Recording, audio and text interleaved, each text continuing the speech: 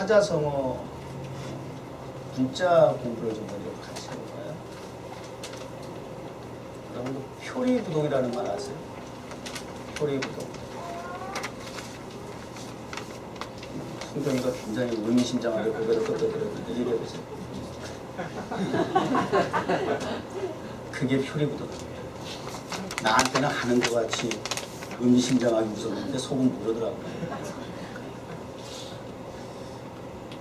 사전 백과사전 보니까 마음에 음흉함이 있어서 겉으로 드러낸 것과 달리 속은 다른 생각을 한다는 거예요. 그러니까 겉과 속이 다르다. 표리부동 이런 얘기가 하고 있어요. 부하내동이라는 말은 아세요? 미국에 산지 오래돼가지고 우리말도 잊어버린 판에 무슨 뭐 한자를 알겠어요. 이 말은 줏대가 없어가지고 남의 말에 맹목적으로 쫓아가는 거예요. 그런다. 그 다음에 양봉음이라는 말은 또 아세요? 양봉음이라는 얘기는 저도 처음 들었는데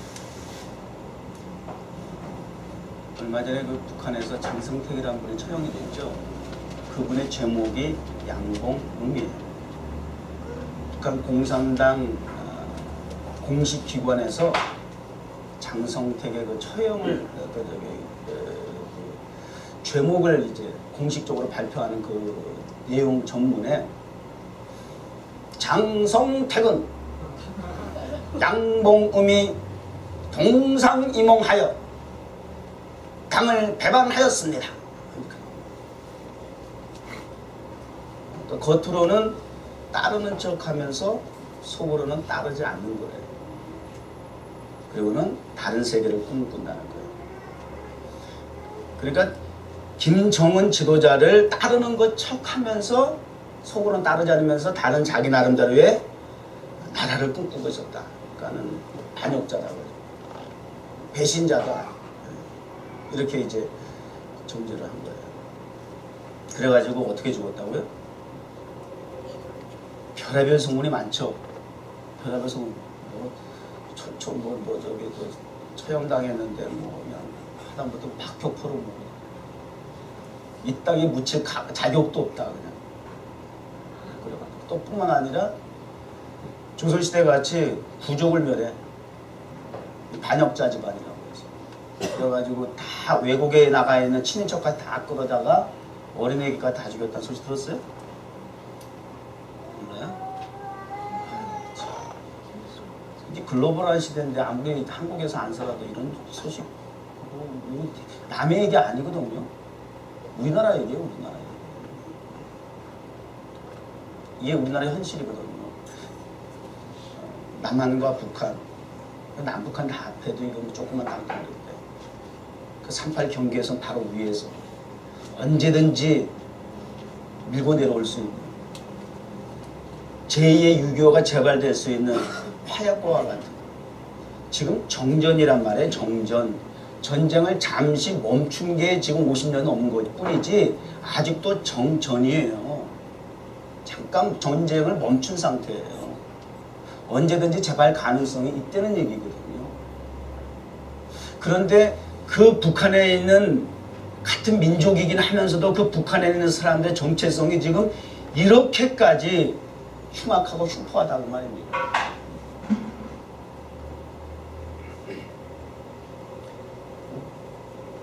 오늘 말씀의 주제는 외모에서 중심으로. 2014년도는 계속해서 위대한 변화의 능력을 경험하자 해서 변화를 주제로 말씀을 전합니다. 도망자에서 추적자로, 정복자로 살아갑시다. 그랬어요. 또 왕따에서 스타로 살아갑시다. 우리 정체성에 대한 부분들. 그리고 오늘은 이 외면적인 그동안의 그 어떤 정체성을 얘기한다면 오늘은 조금 의미적인 면에서 내용적인 면에서의 변화를 또 전하는 그런 메시지. 외모에서 중심으로. 흔히 겉과 속, 그 다음에 형식과 내용, 뭐 이렇게 우리가 얘기를 하죠. 근데 이런 오해는 하지 말으셔야 돼요. 이분법, 즉 흑백 논리를 가지고 이거는 안 되고 이거는 돼. 이거는 흑이고 이거는 백이야. 이런 흑백 논리 이분법으로 우리가 접근을 하면 오해가 될 수 있어요. 다른 예를 들면 예수님께서 부자가 천국에 들어가는 것이 낙타가 바늘구멍으로 들어가는 것보다 더 힘들다. 그러니까 부자는 절대 천국 갈 수 없어. 부자는 공산당에서 하는 것처럼 부르주아야. 무조건 나빠. 부자는 절대 천국에 합당하지 않아. 즉 부자는 천국에 그래서 못 갔고 지옥에 갔고, 거지 나사로는 천국에 갔다. 거지는 절대 선이고 부자는 절대 악이야. 거지라야 못 살아야 천국에 갈 수 있지, 잘 살면 천국에 못 가. 이거 아니라는 거 아셔야 돼요. 겉은 안 돼. 무조건 나빠. 속만 좋아야 돼. 그럼 선물 받을 때 포장이 좋은 게 좋아요? 내용이 좋은 게 좋아요? 내용이 좋은 게 좋죠. 그래도 포장이 이쁜 게 또 괜찮아. 이뻐야 돼요. 포장은 예쁜데 내용이 그지 같으니까 문제인 건데, 포장도 이쁘고 내용도 귀하고 좋은 거예요. 오래전에 크리스마스 때 성탄 이분 날 그냥 청년부에서 선물 교환하는데 포장이 너무 이쁜 게 나한테 보이는 거야. 어우 뭐 커 그런 부피도 너무 좋아가지고 막 뜯어봤더니 그 안에 말이지 연탄 죄가 들어가 있는 거야. 장난친 거지. 장난 웃자고 한 거지. 까만 연탄도 아니고 하얀 연탄채. 그때는 연탄 썼어. 연탄 뭐 까만 연탄 같은 거 갖다 쓰면 되지. 우리도 연탄 썼으니까. 보일러 연탄 보일러 썼으니까. 그냥 그걸 받고 좀 너그럽게 나도 웃자고 한 거다 생각하고 넘어가면 되는데, 또 성격이 또 짜증을 확 낸 거야. 인상은 벅 쓰고 땅볼 선물했냐고. 근데 그 선물하는 사람이 나중에 나 불러다가 혼내더라니까. 내가 하긴 했는데 너 그런 식으로 하면 안 되지. 내가 이거 뭐 웃자고 한 건데 막 그러고 날 또 막 그렇고 나는 나이가 이제 어려가지고 성격이니까 혼난 적이 있어요. 그래서 선물을 곧다고 하면 안 되는 거야. 다시 내가 받아도 그건 아니지. 장난치기 따로 있어. 그러나 내용도 포장도 뭐 이쁘고 좋으면 좋은 거죠. 그런 이분법으로 우리가 적용하면 됩니다. 오늘 본문 말씀에 들어가면 이 말씀이 왜 나오느냐 그 말이에요. 이스라엘의 초대왕 사울왕, 정말 성경에 보니까 아주 외모가 출중하고 건장하고 정말 누가 봐도 지도자감이었어요. 그런데 하나님께서 사울왕을 두고 보시는 가운데에 결과적으로는 버리시게 되었다는 거예요. 인간, 이게 외모는 출중하고 뛰어나고 정말 누가 봐도 왕감인 건 맞는데, 하나님이 말씀을 따르지 않고 지키지 아니하고 순종하지 아니하고 교만하고, 이게 한마디로 하나님 편에서 볼 때는 이게 싸가지가 없는 거야. 그래서 하나님께서 나 쟤 버렸어. 그리고 이제 사무엘 선지자를 통해서 다른 왕을 찾으시는 거예요. 그래서 베들레헴이라는 동네에 가서 이새라는 집에 가서 예배를 드린다고 그 동네에 찾아가서 이새라는 가정을 초청해다가 그 아들 가운데 내가 왕을 내가 세울 것이다 말이죠. 그래가지고 베들레헴에 보내서 거기서 예배를 드린다고 해서 사람을 모으고 특별히 이새의 가정을 초청해가지고 예배를 제사를 드리라는 거예요. 생각해 보세요. 왕이 지금 시퍼렇게 살아있는데 다른 왕을 지금 세운다고 누구야? 사무엘이 그렇게 한다고 돌아다닌다 그러면 그게 왕의 소리 귀에 들어가면 아무리 사무엘이 선지자지만 살아남겠어요? 그러니까 제사장 선지자로서 제사를 드린다고 해서 그 동네를 찾아가라 그 말이에요. 쓸데없는 또 소음 때문에 미리 일 망칠 필요 없이 말이죠. 그래서 제사를 드린다라고 해서 동네 사람들을 모아놓고 그리고 이제 이세 가정을 초청하고 또 그 집에 가서 이제 구체적으로 이제 기름 부어 왕을 세우려고 하는 계획을 세우고 찾아갔던 거예요. 그래가지고 이세를 통해서 이제 아들들 한 사람씩 다 데려 들어오란 말이지. 그래가지고 큰 장자로부터 하나씩 다 들어오는 거예요. 큰 장자가 딱 들어왔을 때에 오늘 말씀하신 것처럼 엘리압이 딱 들어오게 되니까 이 사무엘이 굉장히 귀골이 장대하고 이게 겉으로 보기에는 왕감이란 말이에요. 그래가지고 기름을 부으려고 하니까 하나님이 너 하고 말리신 거예요. 그리고 이제 오늘 이 말씀이 나오는 거예요. 여호와께서 사무엘에게 이르시되 그의 용모와 키를 보지 말라. 내가 이미 그를 버렸노라. 이건 이제 그를 하는 얘기는 사울왕을 얘기하는 거죠. 따라서 내가 보는 것은 사람과 같지 아니하다. 사람은 어떻게 봐요? 외모를 보거니와. 사람은 외모를 본다. 너도 지금 순간적으로 외모를 보고 내가 마음의 결정을 하고 선택을 해서 왕으로 기름 부으려고 하는 그런 실수를 하려고 했는데 스탑. 아니다. 사람이 보는 시선과 안목과 나 여호와 하나님이 보는 시선과 안목은 다르다. 너 실수하지 마라. 두 번 반복하지 마라. 아니다. 나는 사람과 같이 사람을 외모로 판단하고 보지 아니하고 나는 중심을 보느니라. 여기서 이제 중심이 나오는 거예요. 제가 이 문법은 금물이라고 그랬어요. 왜냐하면 그렇다면 결론적으로 8째 막내 다윗이 기름 부음을 받게 되고 선택을 받게 되는데 오늘 말씀에 보니까 뭐라고 나와요? 12절에 보니까 그의 빛이 붉고 눈이 빼어나고 얼굴이 아름답더라. 인물 괜찮았어요. 다윗도. 그렇게 뭐 빠지는 외모는 아니었다 그 말이에요. 그러니까 외모에 어떠한 중점을 두는 것이 아니라 중점의 문제예요. 외모가 좋다 나쁘다를 가지고 평가를 하고 거기에 무게를 싣고 선택을 하고 결정을 하는 것은 위험한 일이고 더 중요한 것은 그 사람의 중심이다. 영어 성경에는 Man looks at outward appearance. 드러난 표면적인 것을 보는 인간적인 안목. But the Lord looks at the heart이라고 표현을 했군요. 그러니까 중심은 곧 마음과 연관이 있는 거네요. 하나님은 우리의 마음 중심을 보신다. 오늘 우리의 예배가 하나님 앞에 드려지는 마음의 예배가 되어야 된다는 거예요. 하나님은 이 예배를 받으시려고 지금 주일을 기다리고 계세요. 예배를 기다리고 계세요. 예배를 하나님은 받으시는 분이니까 받으시려고 하나님도 준비하고 계시다 그 말, 대기하고 계시다 그 말이에요. 근데 예배를 받으시는 하나님께서 어떤 예배를 받으시느냐? 수천 수만의 사람들이 모였다 할지라도 수천 수만의 예배가 나쁘다는 거 아니에요.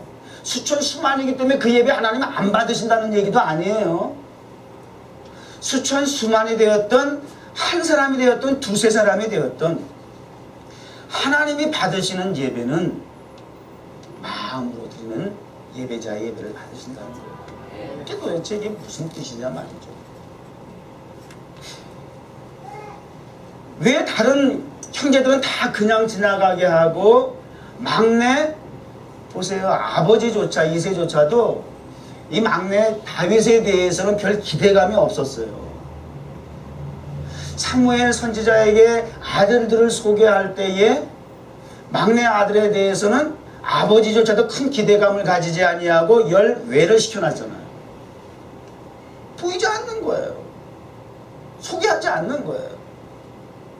그러니까 다윗의 입장에서는 지금 집에서 가정에서 아버지와 다른 형제들은 지금 사무엘 선지자와 함께 지금 예배대 드리면서 왕을 선택하는 간택하는 자리에 지금 다 지금 소개가 되고 있는데 다윗의 입장에서 보면 이거 완전 소외가 된 거잖아요. 지난 시간에 우리 사개월 통해서 왕따에 대한 얘기를 했더니 이 다윗은 말이죠. 집안에서도 왕따야.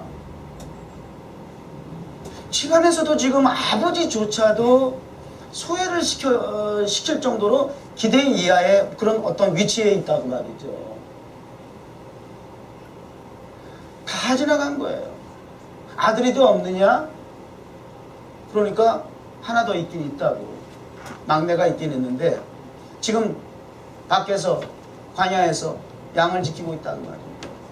데려와라. 안 데려오면 나는 식탁의 자리에 나가지 않는다.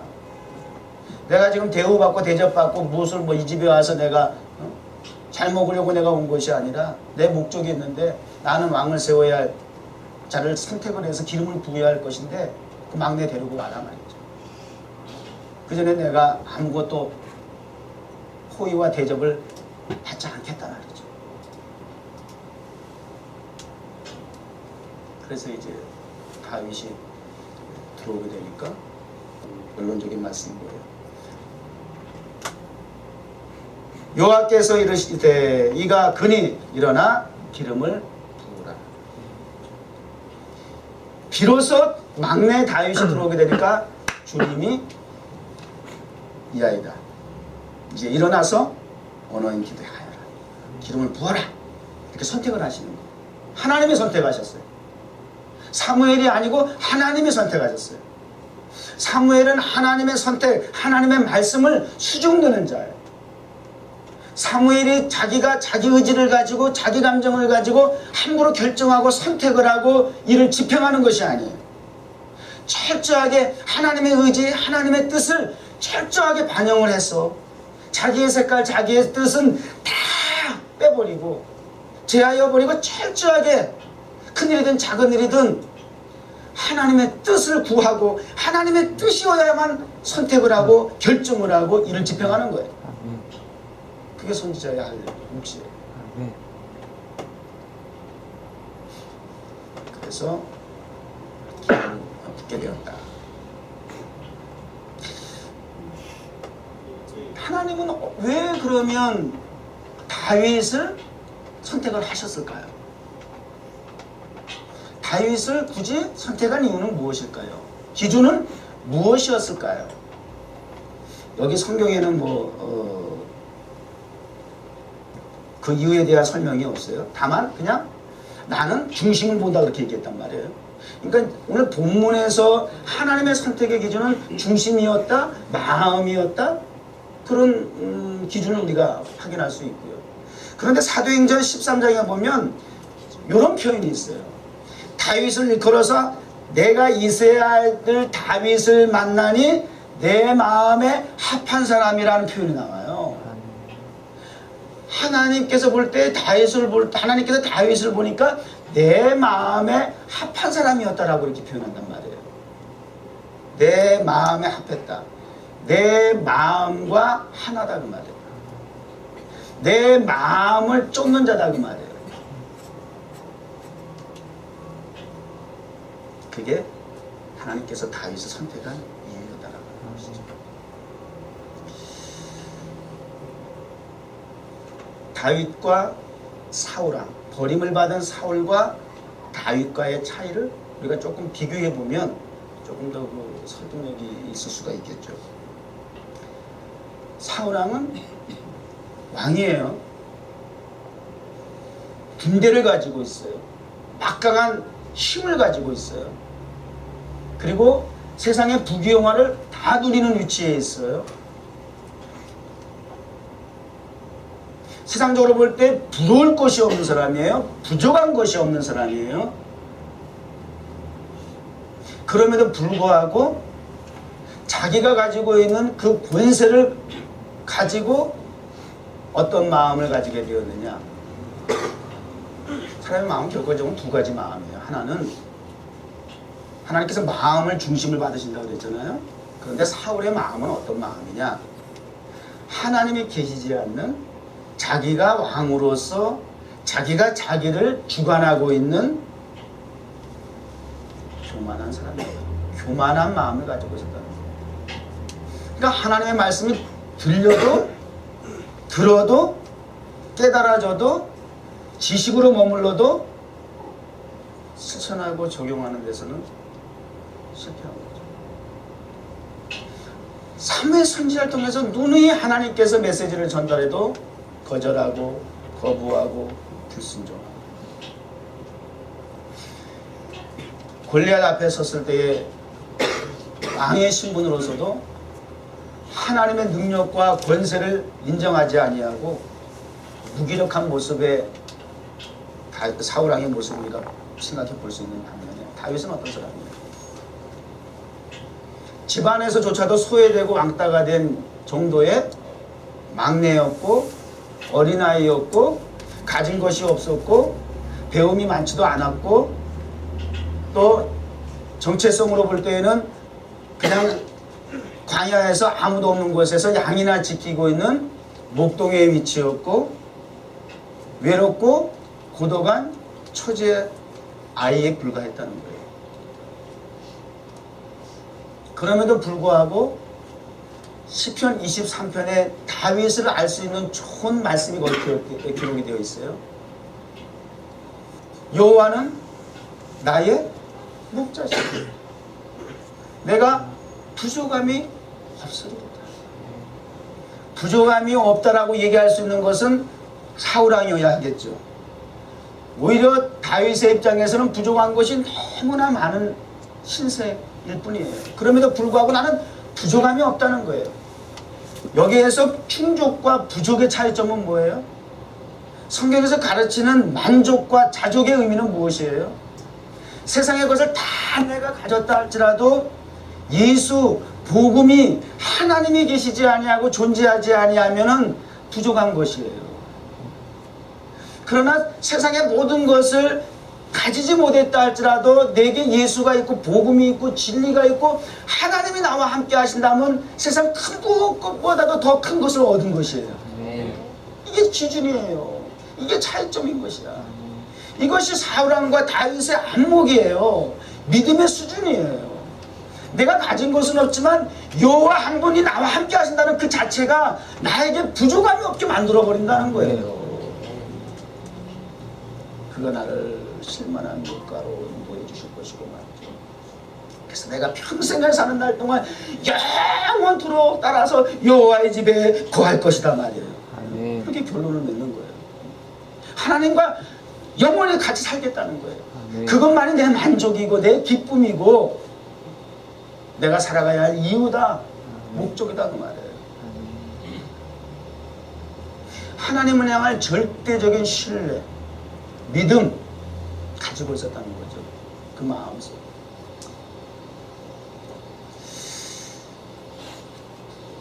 여러분 마음속에는 무엇이 차지하고 있습니까? 아직도 추구하는 무엇인가 허전한 부분들이 있나요? 만족이 되지 못해서 채워야 할 공허한 부분이 있습니까? 또 얘기하지만 그 JYP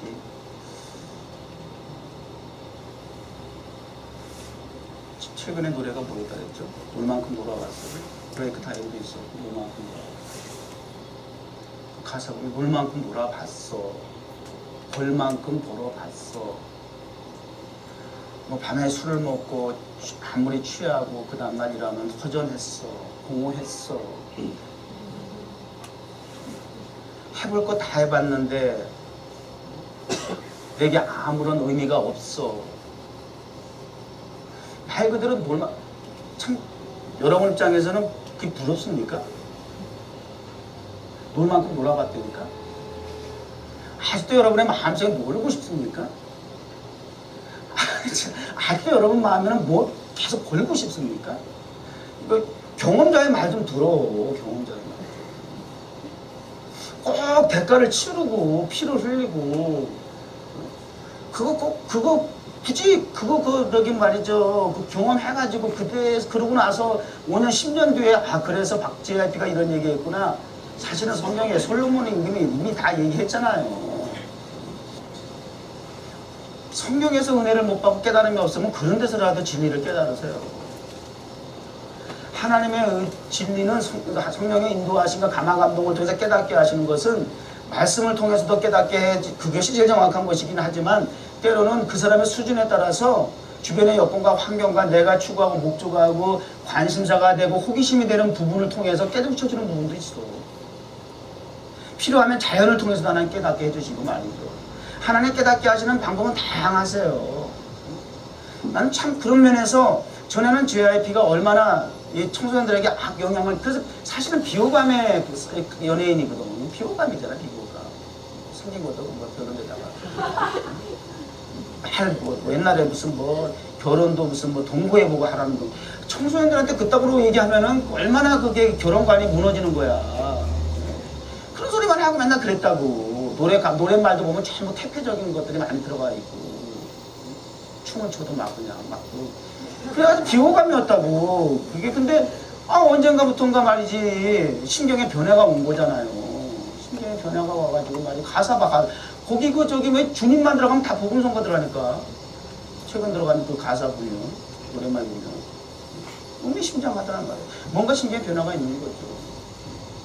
놀만큼 놀아보고 볼만큼 벌어봤다는데 아직도 여러분의 마음속은 더 놀고 싶고 더 연애질하고 싶고 더 벌어보겠다고. 아무 소용이 없다는데. 아무 소용이 없다는데. 근데 우리의 마음에는 아직도 그런 사람들이 이미 다 경험을 해가지고 그런 것들이 결국은 아무 소용이 없더라. 이제 내가 정말 알고 싶은 것은 내가 오늘 이 자리에 있다라고 하는 거, 내가 이 자리에 있다라고 하는 게 이게 우연이 아닐 것이라고 생각한다면 분명히 배후에 뭐가 있단 말이야. 이 세상을 만드시는 분은 누구실까? 내가 이렇게 존재할 수 있는 까닭이 무엇일까? 이것은 분명히 절대자, 전능자의 무슨 신비로운 힘이 있지 않고는 이런 일이 있을 수가 없다라고 하는 그런 고뇌 속에서 깨달음을 갈구하고 뭐 이스라엘 가서 그거보다 썼다는구만.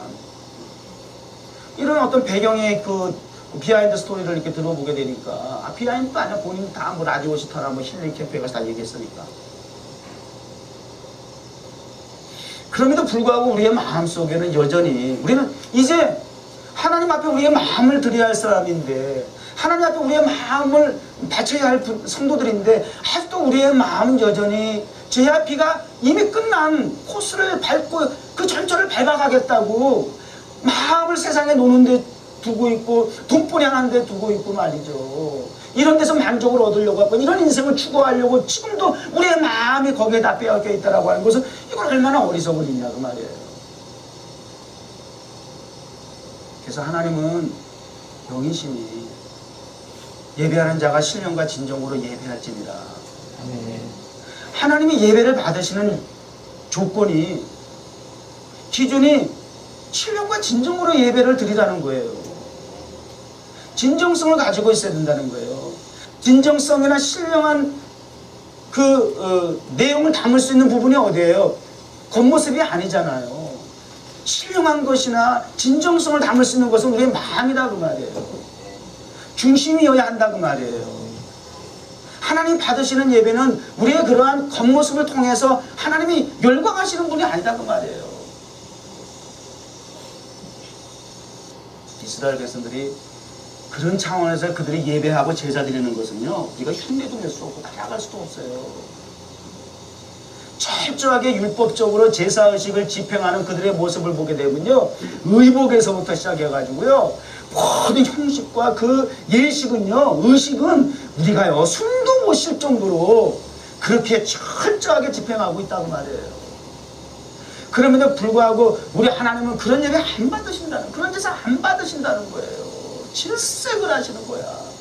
너희가 그렇게 소를 잡아와서 각을 떠서 피를 흘려서 제사를 드린다 할지라도 내가 무슨 뭐 성경이 그렇게 표현한 건 알지만 의미적으로 그렇단 말이야. 내가 뭐 드라큘라인 줄 아냐? 내가 피난 내가 그 제사 피 흘리는 제사나 내가 양이나 잡아먹고 소나 잡아먹고 내가 재물에 눈먼 그런 귀신인 줄 아냐 말이야. 그런 제사 내가 피가 차있는데 너무 좀 자극적으로 내가 표현하긴 했지만 아니 너희들 내가 그런 사실 무상과 같은 귀신과 같이 너희들 착각하고 나한테 그렇게 예배드리고 제사드리지 말라고 말이야. 목사가 좀 자극적으로 표현하기는 너무 지나치게 표현하긴 한 것 같지만 그렇게 안 전달하면 이게 와닿지 않고 어떻게 무지하게 목사는 여러분들 어떻게 하든지 좀 깨우쳐 주려고 몸부림을 치는 거예요. 아니다 그 말이에요. 내가 원하는 것은 제사가 제사 드리지 말라는 얘기 아니라니까. 이분법이 아니라니까. 제사를 드리되 제사를 드리면서 순종 좀 해라. 순종. 너의 마음을 좀 드려라. 진심을 좀 보여줘라. 좀 정직하라 그 말이에요. 좀 제발 마음으로 좀 드려주면 안 되겠니? 제발 좀 장난치지 마라. 왜 이렇게 포리부동하냐? 왜 의미양봉을 하냐? 양봉이야? 왜 그러냐 너희들? 왜 두 마음을 가지고 있느냐? 마음이 두 마음이다 그 말이에요. 같은 마음이라도 마음을 받으시는데 어떤 마음이냐? 두 마음을 가지고 드리면 또 안 된다는 거예요.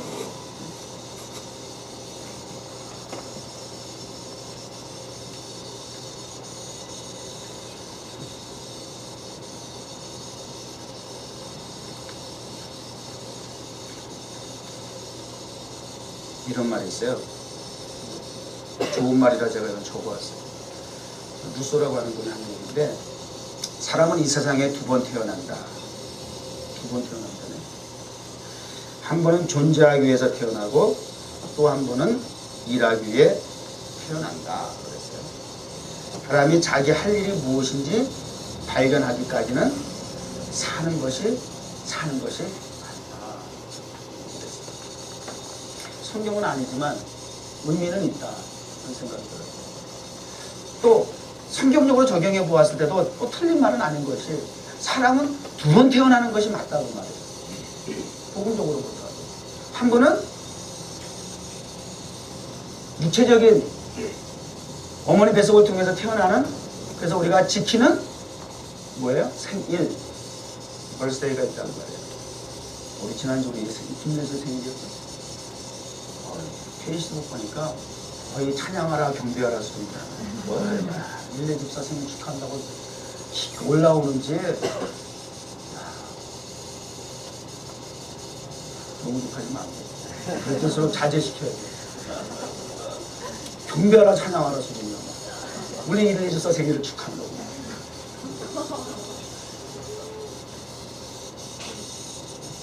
자제시켜야 돼. 축하받을 일이죠. 우리 김일래 지사가 태어난 것이 주목사에겐 너무나 큰 기쁨이에요. 우리 일래 지사 생일을 누구보다도 주목사가 축하해줘야 돼요. 우리 일래 지사가 여기 와가지고 뉴욕 종교를 통해서 이렇게 신앙생활하고 예수 영접하고 세례받고 성장하고 성숙해가지고 교회 집사가 됐으니 목사가 얼마나 큰 축복이에요. 일래 집사 아니면 무슨 재미로 가만히 있지. 또 이렇게 설교를 하면 우리 일레 집사 얘기하면 또 다른 사람도 불편할 수 있을까? 목사님 맨날 일레 집사만 갖고. 근데 왜 그러냐? 만만해서 그래. 편해서 그런 거야 사실은. 근데 그렇게 만만하고 편한 사람은 아니야. 슈퍼 A형이기 때문에. 말 잘못하면 한 방에 또 위험할 수 있어.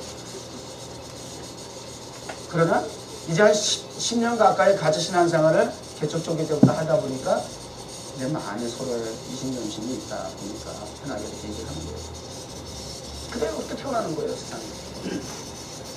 태어나는데 아직도 그 첫 번째 한 번의 그 출생으로 그냥 만족하고 그것이 자기의 존재 이유고 목적이냐, 그렇게 인생을 추구하고 살아가는 사람이 있는데 아니다 그 말이에요. 그렇게 한 번 태어나서는 되지 아니하고 그 자체가 우리가 태어나서 이래야 어떤 목적을 가지고 살아가는 그 출생을 의미하는 것이 아니고 한 번 더 태어나야 하는 것이 있는데, 그것이 성경적으로 얘기를 한다면 거듭납니다 그 말이에요. 본 어게인이 있어야 된다는 거예요. 본 어게인이 되어진 이후에 비로소 내가 이 땅에 온 목적대로 살아가는 정체성을 가지고 살아가게 되는데, 이제는 내가 무엇을 위해서 일해야 할 것인가, 정확하고 바른 목적이 이제 설정이 되어지는 거라고 말이에요. 변화된 삶이 여기서부터 출발해야죠. 위대한 변화의 능력을 경험하기를 원하십니까? 거듭나시기를 바랍니다. 아멘.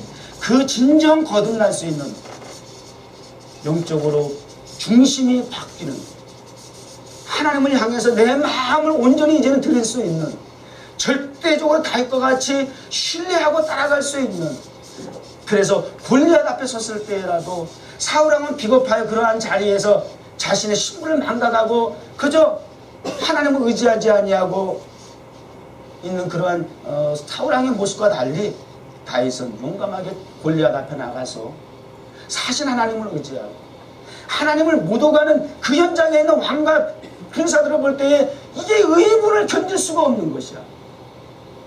나를 욕하는 것도 좋은데 내 아버지를 걸고 넘어가면 이게 눈이 돌아야 되는 이게 맛이 가야 되는 거야. 나 욕하는 거 좋다고 말이야. 그런데 왜 내 아버지를 가지고 욕해? 이거 그냥 가만히 있으면 안 되는 것이야. 비겁하게 꽁지 내려고 그러면 안 되는 것이야. 내게 당장 피해가 없다고 말이죠. 모른 척을 하면 이거 안 된단 말이에요. 나보다도 내 아버지에 대해서 그렇게 허물을 얘기하고 영광을 가리우게 하는 일이 생긴다면 묻어가는 일이 있다면 목숨을 걸 정도 돼야 된다는 거예요. 거기에 따르는 의무를 느끼고 책임감을 다해야 된다는 것이에요. 인간적으로 내 아비가 아무리 못났다 할지라도 내게 해준 것이 별로 없다 할지라도 그것이 자식의 도리다 그 말이에요. 어떠한 일을 할 때 우리가 항상 환경과 조건을 가지고 하는 것이 아니다 그 말이에요.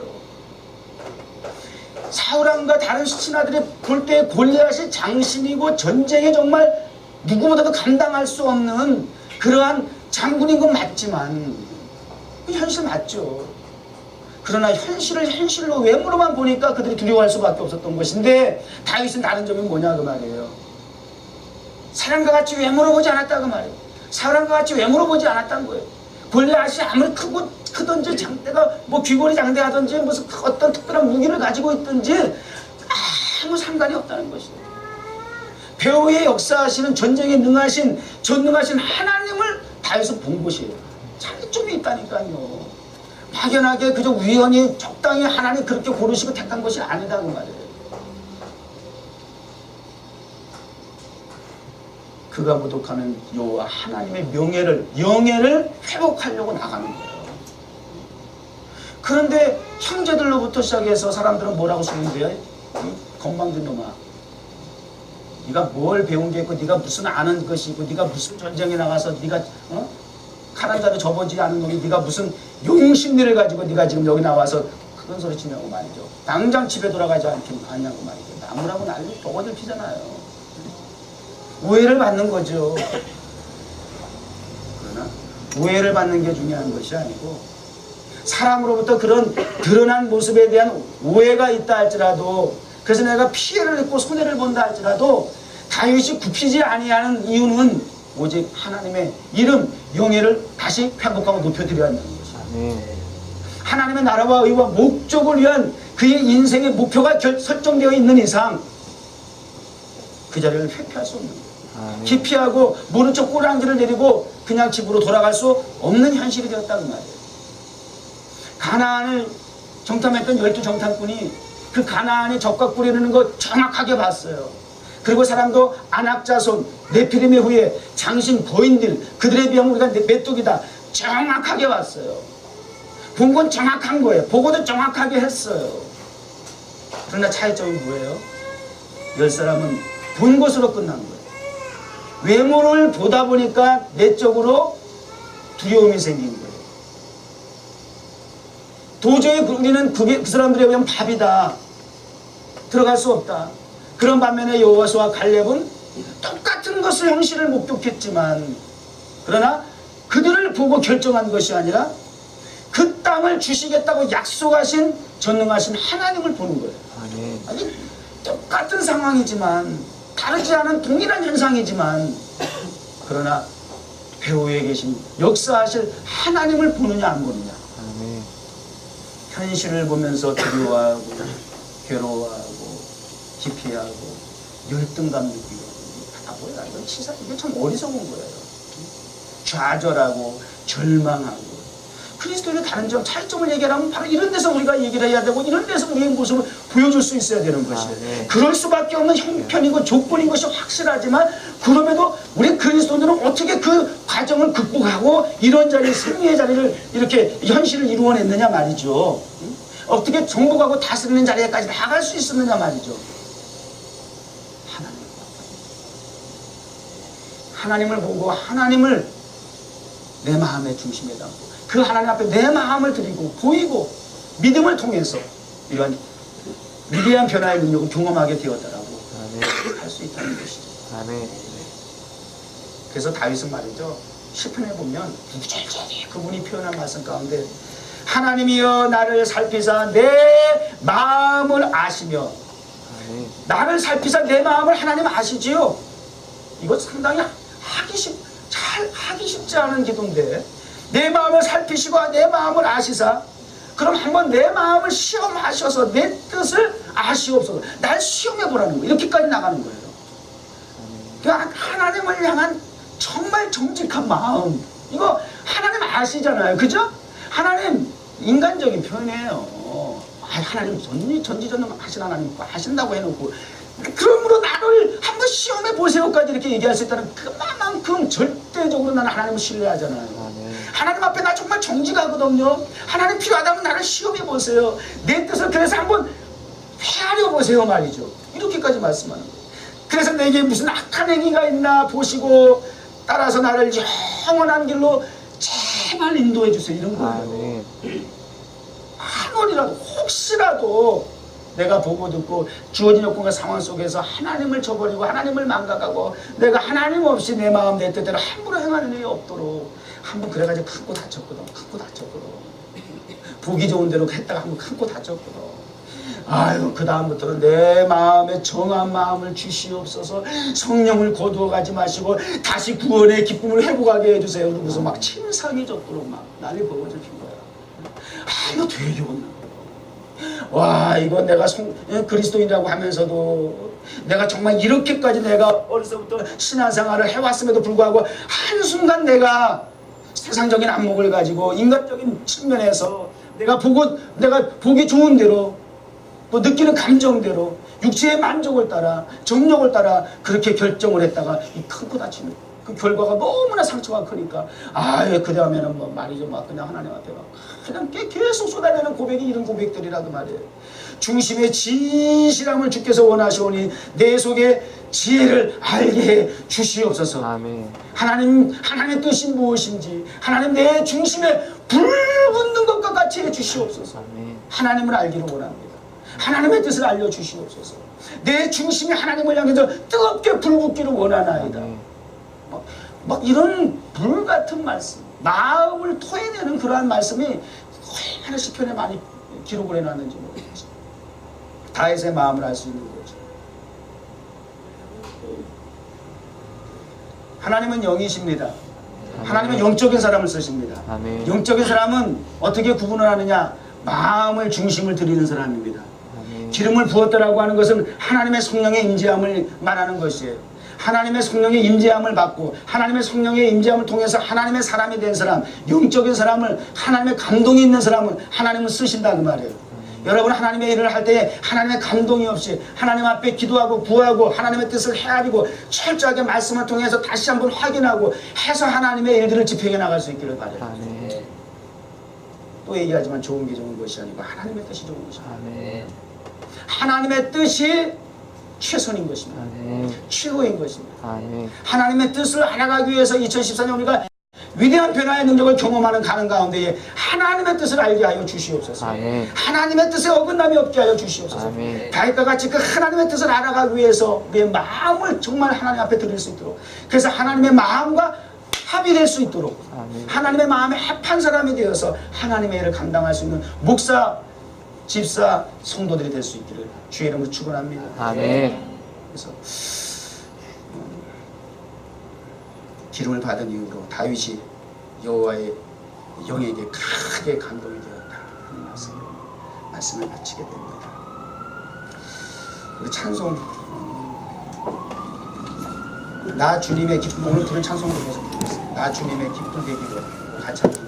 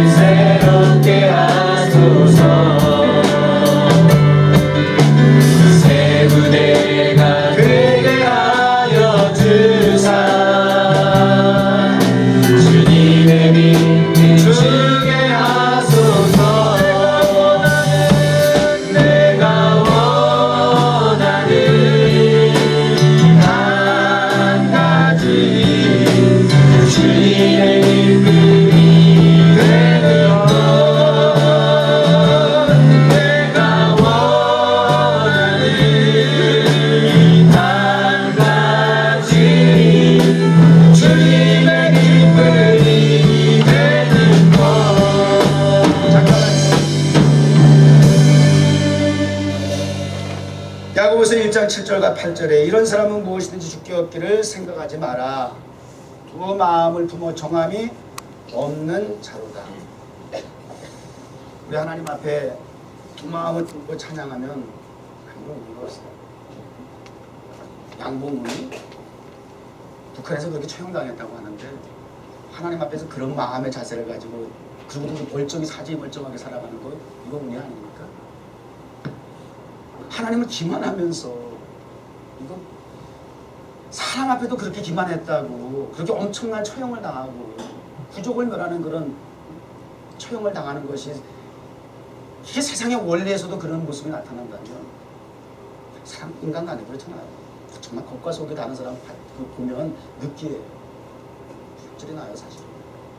우리 하나님 앞에 그런 두 마음 가지고 적당히 필요에 의해서 하나님을 나의 삶 속에 적당히 수단과 도구로서 나의 필요를 만족시키는 정도의 수준으로 그렇게 우리가 이용하고 있는 예수님 아니잖아요. 여전히 죄악에 내 발을 내딛고 있으면서 여전히 옛사람 옛 마음을 가지고 내가 원하는 인간적인 타락한 본성대로 살아가고 있으면서 그러면서 하나님 앞에 나와서 종교적인 예식과 의식을 가지고 습관처럼 경배와 찬양을 하고 또 기도한다라고 하는 이러한 모습들은 이제는 지겹지 않습니까? 징그럽지 않습니까? 두렵지 않습니까? 오늘 이 시간으로 청산하시길 바랍니다. 노랫말로 들려지는 찬양이 되지 아니하고 우리 여러분의 마음을 드릴 수 있는 한 마음이 돼서 하나님의 뜻에 일치할 수 있는 그 마음이 되어서 하나님 받으실 합당한 경배와 찬양이 되었으면 좋겠어요. 아멘. 턱과 속 하나님 앞에 동일하게 보이시기 바랍니다. 아멘. 다시 한번 부르겠어요.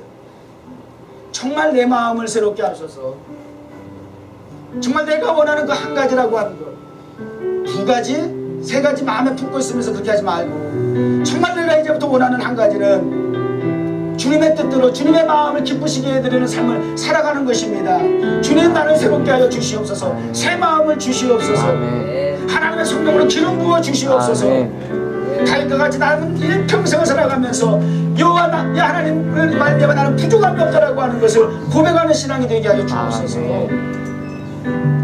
나 주님의 기쁨 되기 원하네. 내 마음을 새롭게 하소서. 새 부대가 되게 하여 주사. 주님의 빛 비추게 하소서. 내가 원하는 한 가지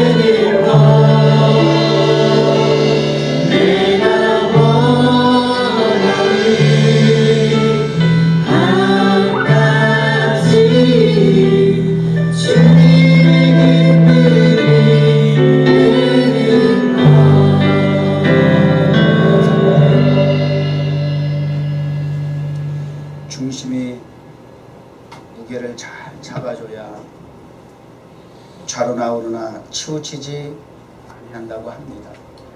하나님, 우리가 왜 갈팡질팡 우왕좌왕합니까? 하나님의 말씀이 중심이 되지 못하기 때문이었습니다.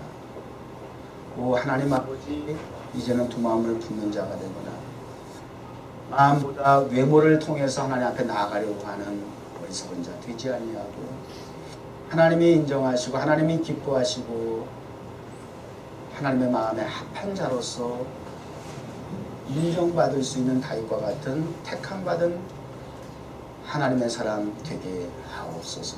네. 예수님의 이름으로 기도드립니다. 네.